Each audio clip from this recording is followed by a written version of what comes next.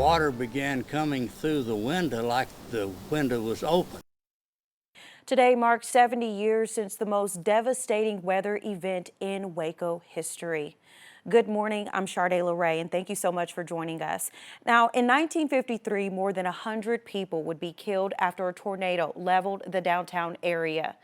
And 25 News reporter Nakea Simon and meteorologist Josh Johns have a look at the damage and how the city is remembering those victims. But we begin our team coverage this morning with Joey Horta, who has stories from those survivors. Joey?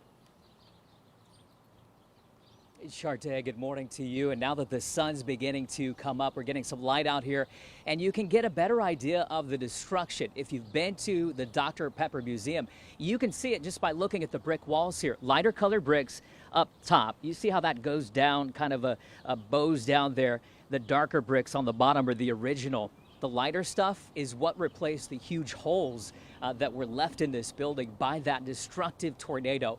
Now, if you look just 2 blocks down the street here, the Alico building, where it's located, was unfazed remarkably. And this morning, hearing from one of the survivors who witnessed this whole thing unfold from the Alico building. May 11th, 1953. 1,000 buildings wiped out. More than 100 lives cut short by a monster F5 tornado. I'd never seen anything like it.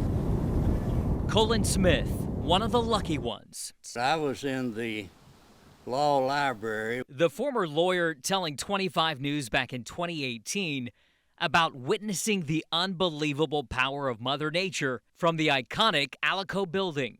I went over to my office and there was debris coming through the sky, the air, everywhere. It was not just a little bit of trash, all kinds of things, and it was moving horizontal, not falling. Forever changing the landscape of downtown in a matter of minutes. Look outside and everything you could see was ruined, demolished. Rescuers would spend days sifting through the debris while others fought to recover. Larry Halsey was in the 3rd grade and learned a powerful lesson. From that devastation, from that loss, we were able to overcome that and bring ourselves back together as a team, as a family, as a town. Days later, Smith would return to the Alico building, one of the few still standing today. I was the first one to go into our office, and it was exactly like it had been when we left. The typewriters, the electric typewriters, were running.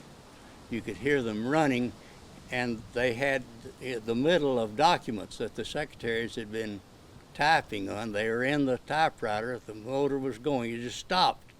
Like the world stopped right then. 7 decades later, still hard to believe.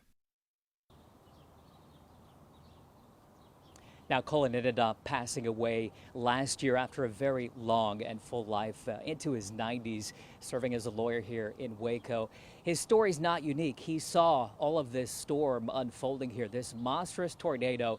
And so many families are impacted by this. They lost their loved ones, their lives forever changed and cut short, so many of them. Today, there will be a ceremony to honor those victims, and Nakea Simon is live downtown with where that ceremony is taking place, and more on that. Nakea? Good morning, Joey. This was where some of the worst devastation occurred right here on this site. The disaster was so massive that many survivors had to wait up to 14 hours to be rescued. State and local law enforcement simply unprepared for the tornado that hit this city. Even Baylor University students served as first responders.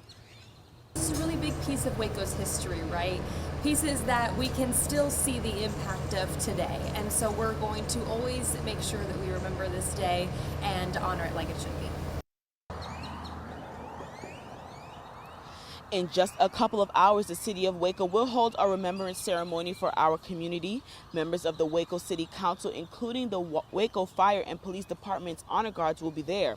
Mayor Dylan Meek will deliver remarks, and the event will begin at 10 a.m. It will be located right where I'm standing at the memorial site on 4th Street and Austin Avenue. For those who want to stop by and attend this memorial, flowers will be available for those who want to remember the lives that were lost to lay flowers on this site. Reported in Waco, Nakea Simon, 25 News. Back to you, Joey.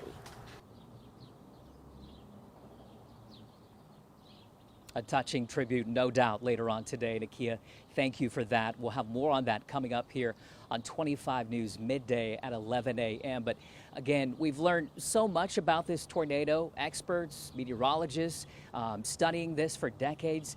And Josh Johns is here with what we've learned about this. Josh?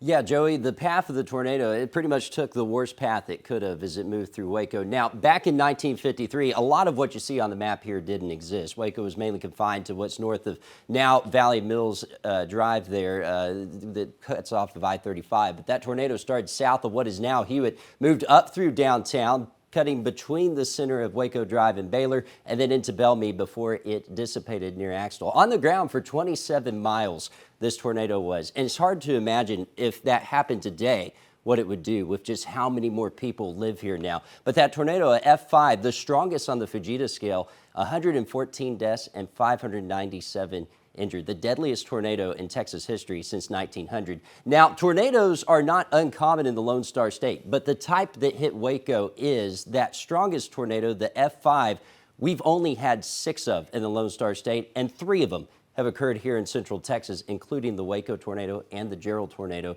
as well. So a reminder to always be on guard here in severe weather season. Now, the good news is I don't have severe weather today, but rain chances are coming up for Mother's Day weekend. I'll walk you through it coming up.